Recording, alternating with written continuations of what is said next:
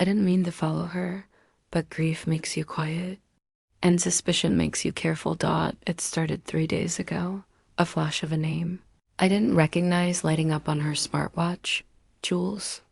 Then the ring box I found wedged beneath. An old receipt in her glove compartment. A simple diamond set in gold. Classic. Heterosexual.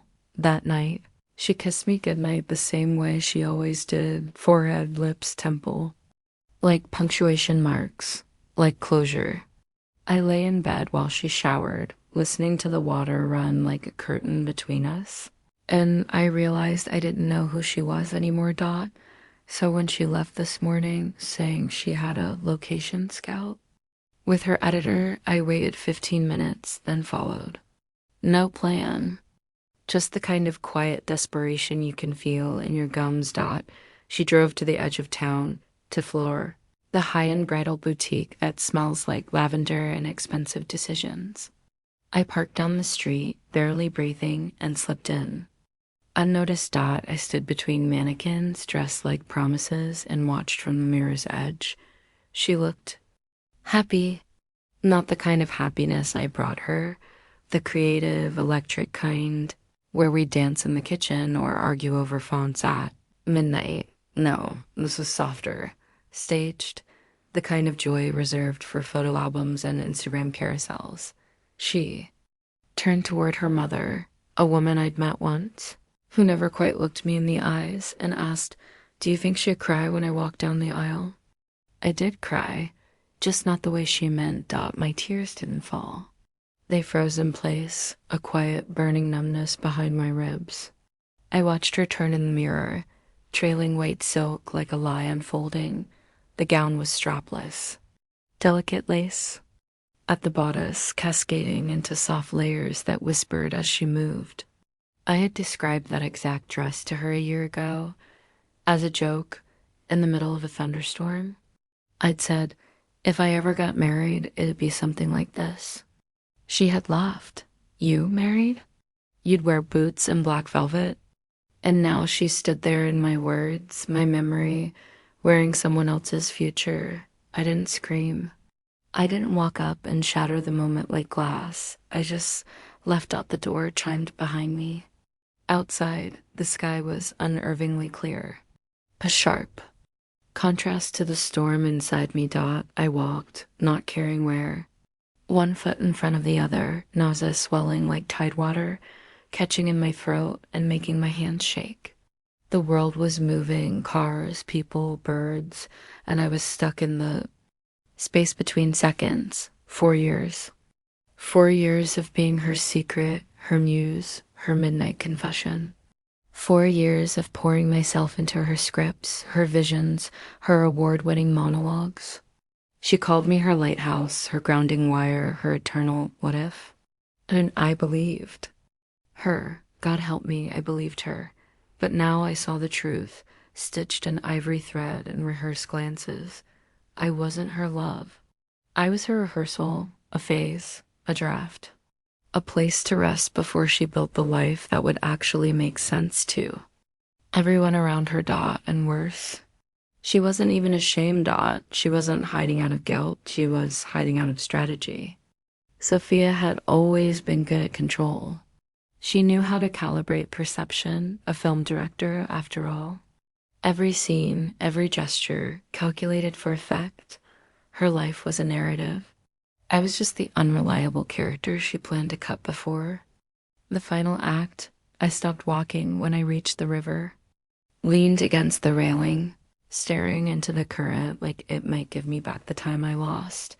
But it didn't. I thought about confronting her, bursting into the boutique, pulling the lace from her body like peeling off a lie.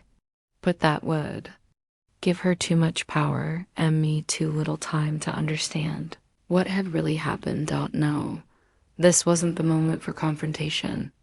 This was the moment for clarity. So I walked home, poured myself tea I couldn't drink, sat in my apartment and opened my old journals. I began flipping back through years of entries, love notes, script drafts, poetry, voice memos. She'd said were for reference. I realized something that made me cold all over. Sophia hadn't just stolen my love. She had been stealing my voice all along. The wedding dress was just the final scene. She thought she'd written me out of her story. She forgot I was the author, and so I made a decision. I wouldn't confront her now when she could spin it. I wouldn't give her the satisfaction of making me look unhinged. No, I would wait. Watch, record, archive, build a story of my own. One even she couldn't rewrite, and when the lights were brightest, when the camera was rolling, and her voice trembled with vows she didn't deserve, I would be the final act. The truth wouldn't scream. It would whisper. It would slip through speakers and screens, and it would wear my voice. She read about wildfire. I read about ashes. That's how we met. A dim cafe on the east side of town. The kind with cracked wood tables and espresso machines that sounded like storms. The open mic night was half full. I was 26 and shaking so badly my poem fluttered in my hands like it was trying to escape. Then Sophia stood up. Her voice had weight. Not volume weight. Like it belonged in rooms much larger than the one we were in. Her piece was about desire and control. It wasn't subtle. It didn't need to be. I remember her eyes, not dark, but deep, looking right through me like I was already hers. Afterward, she came up to me. You write like you've been burned, she said. And you speak like you lit the match, I replied. She laughed, touched my wrist lightly. You should let me film you. That's how it started. I thought falling in love would feel like safety. But with Sophia, it felt like standing on the edge of something beautiful and dangerous. Like cliff diving with no guarantee of the water below. She made me feel seen, not just looked at, seen. As if my thoughts were sacred, my voice worth. Recording. She filmed me reading poetry in the park, in my kitchen, in bed, wrapped in sheets and metaphors. Her lens left me. I mistook that for her love. Say that line again, she'd whisper. The one about longing being a second skin. I would, again and again, and she would capture it. Keep it. Sophia was already known in indie film circles. Her documentaries about human connection, identity, intimacy, they were raw, elegant, haunting. I thought I was entering her world. But what really happened is I disappeared into it. At first, it was exciting. She'd call me her muse in front of directors. This is the voice behind my new project. But my name was never in the credits. Don't worry about that, she'd say. We're a team. She said it with her arm around my waist and her fingers on my pulse, and I believed her. Because love, when you're young and eager, teaches you to mistake generosity with trust. And Sophia knew how to make sacrifice feel romantic. I just need a little help covering production this month, she'd say, and I'd Venmo her without thinking. It's not yours or mine, she'd remind me. It's ours. I left my job at the bookstore to help her full time, writing copy for her submissions, proofreading grant proposals, reading poetry aloud for her to pull from. Every day I handed her pieces of me. She accepted them like gifts, then wore them like costumes. Friends started to drift away. It wasn't dramatic, just silence. A friend who stopped texting. Another who moved and didn't leave a forwarding address. My mother asked once during dinner, does she ever let you have the last word? I laughed. She didn't. Mom looked at me, quiet. Ford paused mid-her, then said, be careful when someone builds their world on your silence. I should have listened. But by then, I had already learned to speak in her rhythm. Already memorized. The pauses she liked best between words. The gaslighting didn't come in storms. It came in snowfall. Quiet and layered. If I questioned a script that sounded too much like me, you're being paranoid. If I asked to be credited, you're so focused on ownership. We're partners. If I cried, you're just being sensitive. You know how artists are. She was magnetic in public, elegant. People adored her. I learned to smile when they complimented lines she'd lifted from my journals. I love that bit about the echoes of a body not touched in weeks. Oh, thank you, she'd say. And I'd smile, tight, numb, looking back. I think the moment I really began to disappear was at her first award ceremony.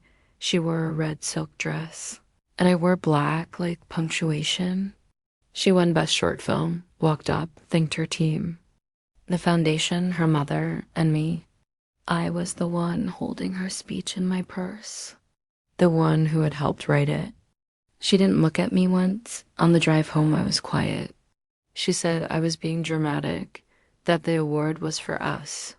Then she turned up the music. After that night, I stopped writing poetry. Not because I had nothing to say, but because I wasn't sure where my words ended and hers began. She'd take lines from old voice notes and repurpose them for new scripts. You said this once, she'd say. Don't you remember? And I'd nod, unsure if I ever had. Gaslighting is like erosion. It doesn't destroy you all at once. It wears you down until you can't remember what shape you used to. The scariest part wasn't losing myself. It was how grateful I was to be disappearing. I told myself it was normal. That love means sacrifice. That maybe I wasn't meant for the spotlight. Sophia was the artist. I was just the support, the soul, the shadow. She didn't want a partner. She wanted a mirror, one that didn't speak unless spoken to, one that reflected her brilliance back to her, lovingly, without question, and I became that. For 4 years, until one day, she tried on a wedding dress meant for someone else. And I realized her voice was never my home. It was the room I'd been locked inside. It wasn't the wedding dress that broke me. It was the exhibit. A week after I watched her twirl an ivory satin meant for someone else, I saw the flyer online, the private made public, a visual meditation by Sophia Eleanor. Opening night, invite only. Location, the Driftwell Gallery downtown, a space she once said was too cold, too sterile for anything real, but apparently real had become convenient. I wasn't invited, of course I wasn't, but I went anyway. Not to confront her, not yet. I just needed to see, to know the depth of the theft. The gallery was all white walls and whispered praise. Soft jazz hummed in the background. Guests sipped champagne like they were drinking memory itself. And there she was, Sophia, in a fitted navy suit, her hair slicked back, eyes glowing under gallery lights. She looked like someone who had nothing to hide. I stayed in the back. Let the crowd become my camouflage. And then the centerpiece. Large curved screen framed in soft fabric, looping a video montage on repeat. At first I thought my heart was playing tricks, but no, that was my voice. My cadence. My words, stripped of context and dressed in her name. Clips flashed across the screen like old dreams made unrecognizable. Me at 27, reading a poem by candlelight in our living room. Me laughing into her camera, barefoot and unguarded. Me, whispering the line, I want to be remembered, not recycled. Except in the exhibit, that voice came from her, re-recorded, altered, but undeniably mine. She had taken entire journal entries, word for word, replaced my name, my pronouns. My pain, it was intimate plagiarism. It was theft of the soul. The audience was entranced. A woman beside me whispered, "She's brilliant." It's like she feels everything. I almost laughed. Sophia didn't feel it.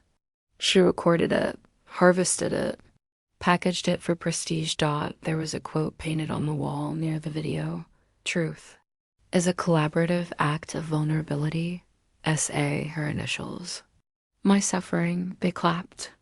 I stood there, invisible in a room built entirely on me.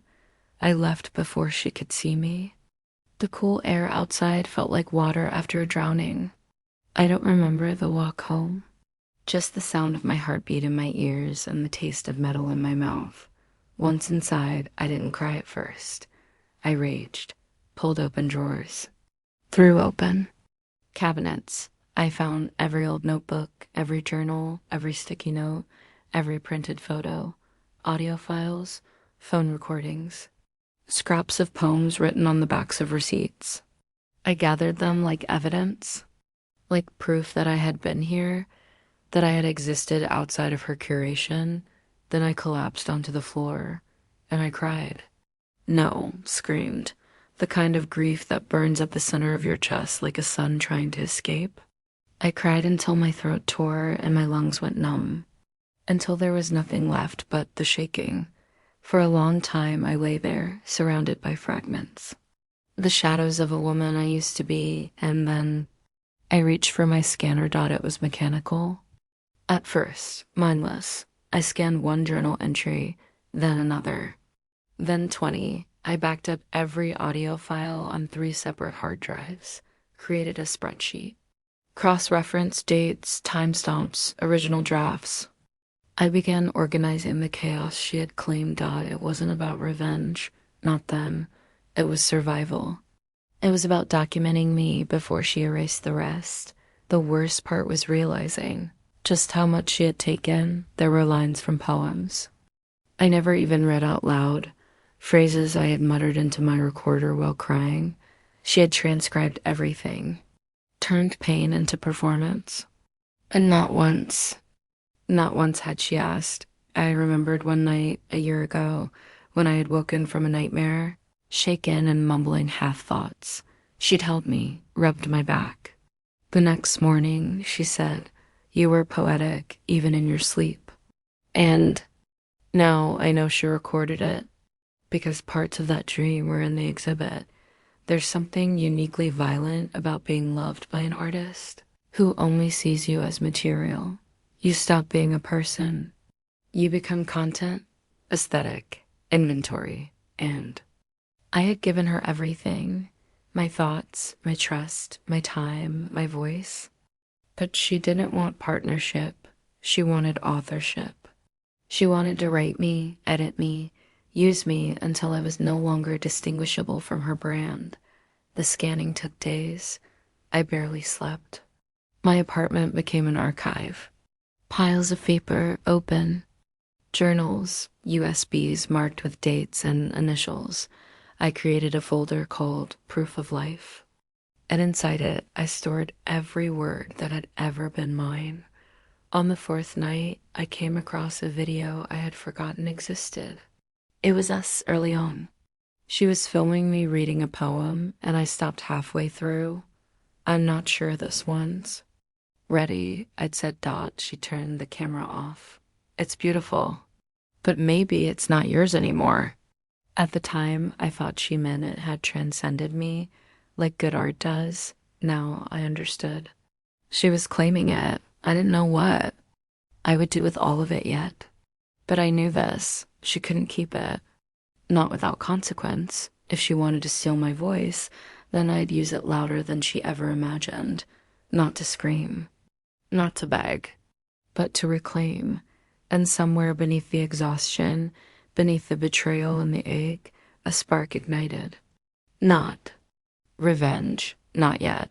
But something sharper, clearer. A decision. A shift. She had curated my silence. Now I would craft my return. I left at night. No note. No ceremony. Just a rented car, 3 hard drives in a fireproof case, and a single suitcase that felt both too full and far too light. The city dimmed behind me like a stage after the curtain falls. And still I drove. Didn't cry. I didn't even look in the rearview mirror. Some heartbreaks are too clean for drama. They don't explode, they dissolve. I drove until the buildings became trees, until the road cracked with age and the air turned to pine. Somewhere north, where the GPS cut out and the signal bars vanished, I stopped. The cabin was borrowed. A friend of my mother's, an old writer herself, had offered it once years ago during a phone call I barely remembered. "If you ever need to disappear," she'd said, This place doesn't ask questions. And now here I was, a place with no Wi-Fi, no mirrors larger than your face, no voices but your own. The first few days passed like molasses, sticky, slow, still. Unpacked what little I brought, a few sweaters, a worn mug, a stack of old poetry books I couldn't bring myself to open. The silence was a shock to my nervous system. No phone, no email, no audience. I cooked because it gave me something to measure. Chopped onions, boiled pasta, baked bread, even though I never had before. I walked until my legs ached, read until the ink blurred, and slowly I wrote not poetry, not yet, just thoughts. Fragments, memory threads, stitched across yellow-lined pages. It wasn't about being brilliant. It was about being real. Again, I had expected to fall apart, but I didn't. I didn't shatter. I softened. Like winter giving way to thaw. One morning, I woke up and didn't feel her ghost on the pillow beside me. Another night, I slept through without crying. No dreams, no panic. Just darkness and then light. The healing wasn't dramatic, it was gentle. Like being rocked by something you can't see, a current beneath a still lake. The cafe was small, 2 blocks from the cabin. I went in once, craving warmth. I brought a book, didn't even plan to speak, but the librarian was there. An older woman with silver braids and quiet eyes. She saw me reading Adrienne Rich and asked what my favorite line was. I told her I came to explore the wreck. She didn't ask what the wreck was. She just said, we're starting a writing. Circle at the library, Tuesdays, come if you like. I did. Not because I thought I belonged, but because I missed the sound of women speaking their truths aloud. There were 4 of us at first. Women with stories folded into their skin. Divorces, deaths, estrangements. They weren't writers, not by trade. But they were honest and brave and raw. We wrote about silence, about what it cost, about what filled its place. No one asked me about Sophia, but when I read, they nodded like they knew. Not the details, but the ache. The kind of ache that lingers under the tongue, behind the ribs, in the shape of your old self. As the weeks passed, I felt something shifting. Less like healing, more like remembering who I had been before the performance, before her spotlight. Before I learned to shrink. I began documenting again. This time not as proof, but as power. I organized every text she sent me. Every draft I wrote and she claimed. Emails, voicemails, time-stamped audio recordings. I created a personal record, not for the world, not yet, but for me, a map of what happened. A history I refused to let her rewrite, and then I started recording. My voice. Not for her camera, not as a muse, but for myself. I remembered I would whisper. I remember when she told me I was too much. I remember how she praised me just enough to keep me quiet. I remember waking up wondering who I was outside of her lens. I spoke them out loud. Not to haunt myself, but to anchor myself. Because gaslighting loses its grip when you name it. Out loud, clearly, repeatedly. The cabin had a back porch that looked out onto the woods. Most evenings, I'd sit there with a cup of tea and listen to the wind, the birds. Myself, I wrote again, not poetry, but something close. Prose threaded with breath. Truth written without apology. No metaphors to protect me. No pretty phrasing to soften the truth. Just this. She hurt me. She used me. She erased me, but she didn't destroy me. One afternoon, I found a photo in the bottom of my suitcase. Me and Sophia, taken during one of our creative retreats. We were standing in front of a mountain, smiling. She had her camera in one hand, my waist in the other. And I was smiling like someone who still believed. I almost tore it in half. But then ID, single quotes T. Instead, I wrote on the back in black ink. This is what I survived. The librarian, her name was Lila, pulled me aside one Tuesday after our circle. She handed me a card from a local publisher. "They're always looking for raw voices," she said. "You don't have to send anything, but I think you should." I took it, not because I believed I was ready, but because something inside me whispered, almost thought it took me another week to open the card again. 2 more to start pulling pieces together. A month to begin assembling something resembling a manuscript, but for the first time in years, I was writing for no one but me, not for credit, not for praise, not to be used, to be heard. Sophia no longer filled my head. Her voice faded, seen. By seen, what remained was mine, and it was enough that the hurt didn't vanish. But it didn't define me anymore. I was no longer the girl in the dress that wasn't hers. I was the woman who left, who began again, who remembered her name in a place where no one else knew it. It began with the title, "The Woman Who Watched Her Story Walk Away." I wrote it one night on the back of a grocery receipt, sitting at the wooden table in the cabin, my tea cooling beside me. It wasn't meant to be anything at first, just a sentence that had followed me all day, trailing my thoughts like shadow. But once I wrote it down, something shifted. It stopped being a sentence and started becoming a book. The manuscript came together like weather, slow, unpredictable, alive. I didn't plan the structure. I let it bleed, poetic fragments, vignettes, letters to the girl I used to be. I didn't name Sophia. I didn't need to.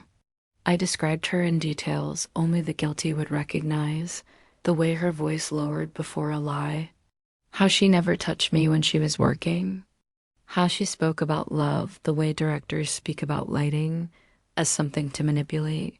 I wrote about the archive, about the journals, about hearing my words on a screen and realizing I'd been both muse and material, never partner. I wrote about leaving, not as triumph, but as testimony, because that's the part no one tells you. Leaving doesn't feel strong. It feels like failure, until one day it doesn't. When I finished, I printed the manuscript on thick paper and placed it in a box with a pine sprig tied to the ribbon. Then I mailed it anonymously to the small publisher Lila had mentioned.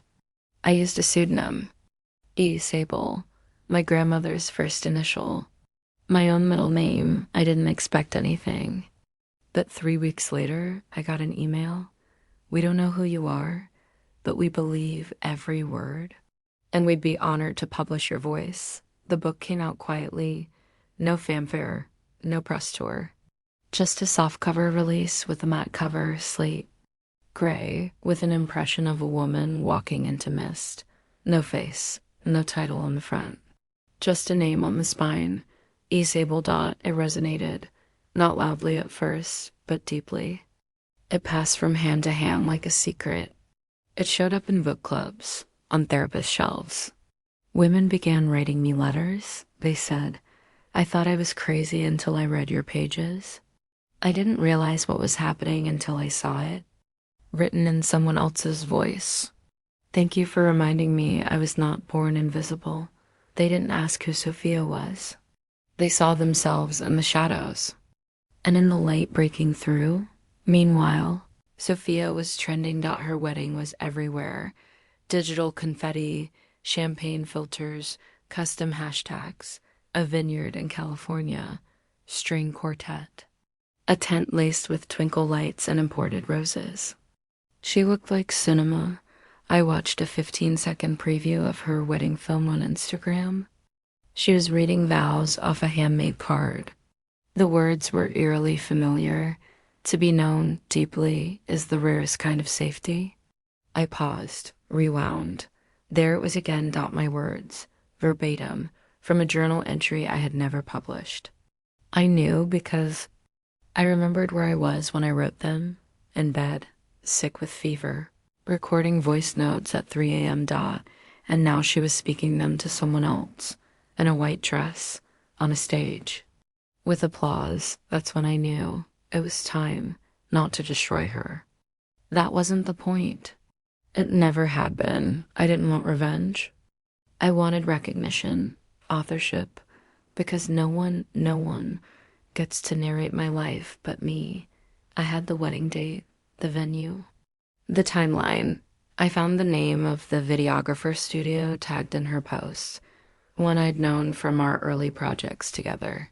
They wouldn't recognize me now, not as Isabel, so I contacted them anonymously. I sent them a message.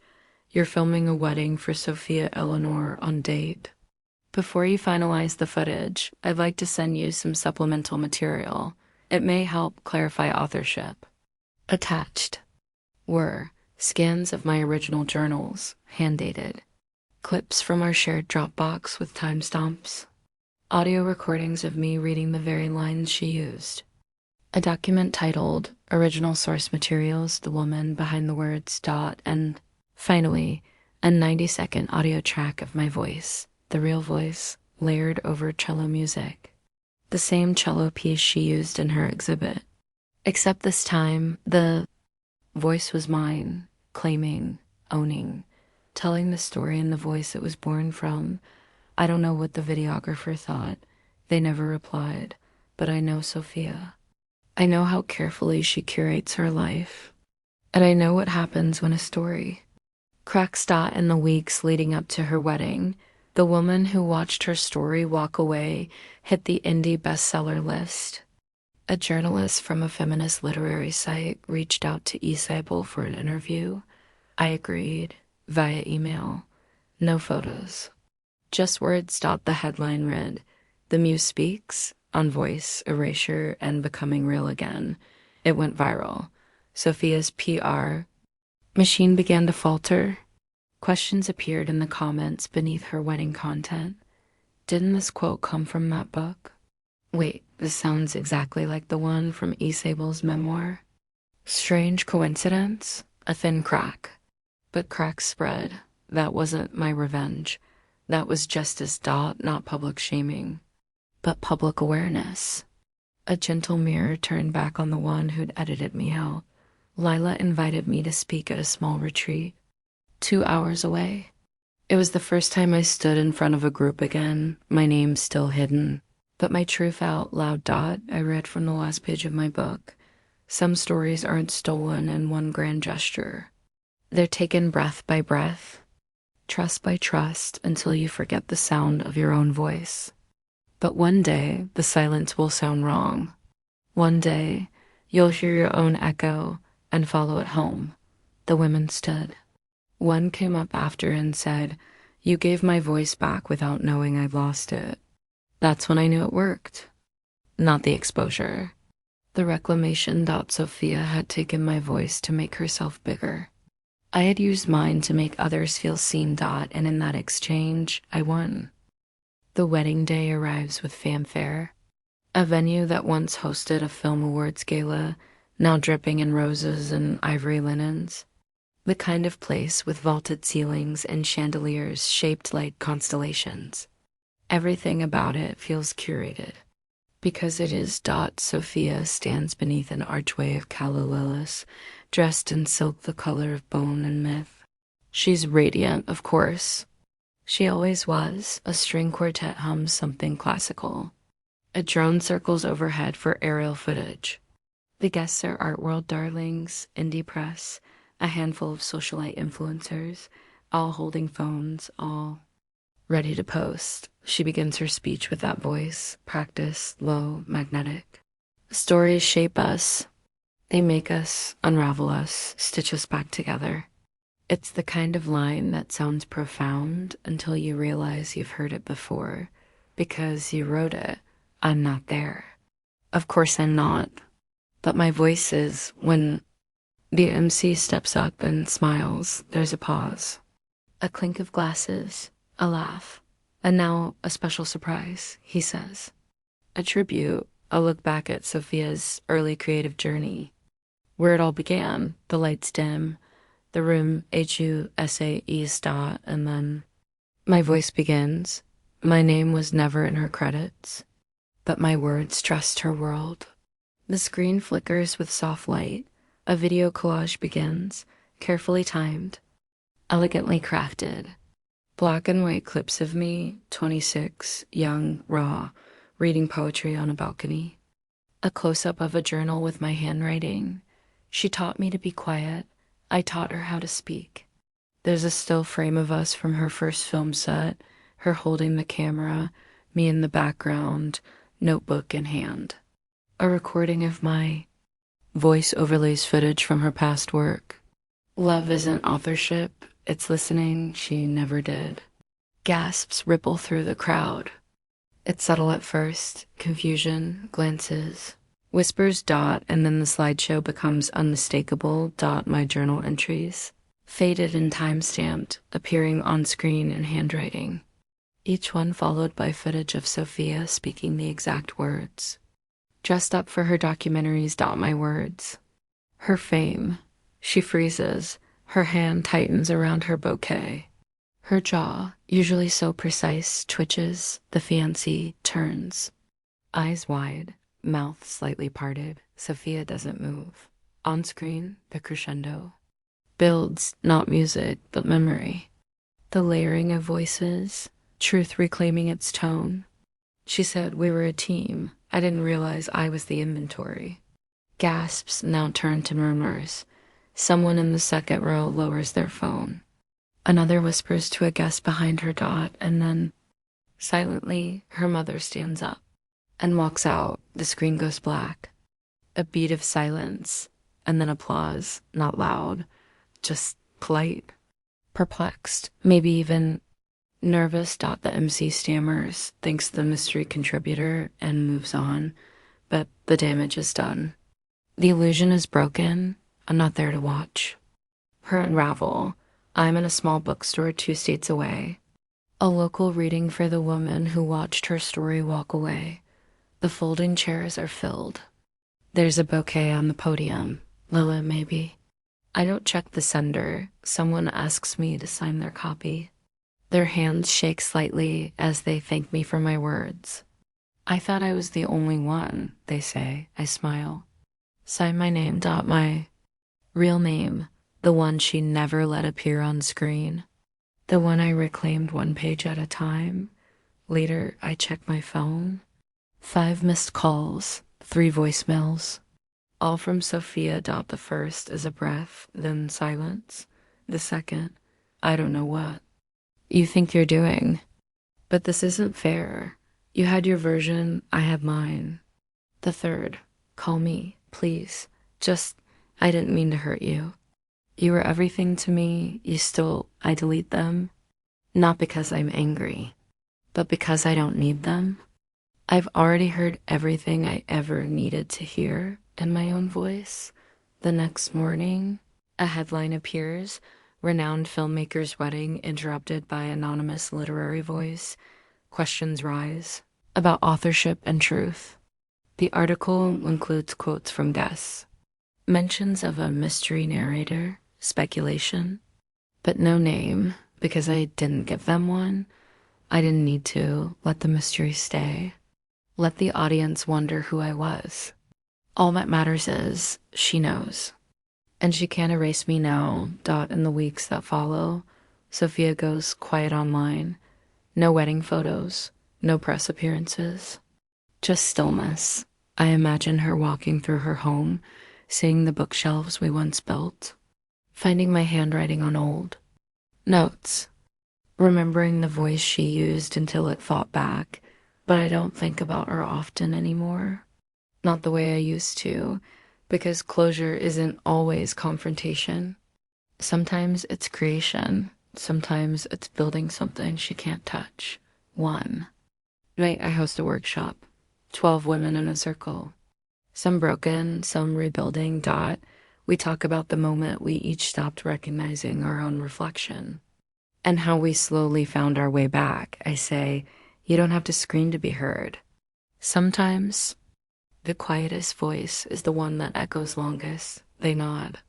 They know. There's a young girl in the back. She waits until everyone's left before approaching. She holds my book like it's fragile. I think I'm with someone like her. She says. Her eyes brim, but she doesn't let them fall. I take her hand. Say gently, start writing it down. Even if you don't know what it is yet, your story matters even before it's believed. When she leaves, I sit by the window. It's raining. I make tea, turn on the lamp, open my notebook. And write a single sentence. This is what survival sounds like.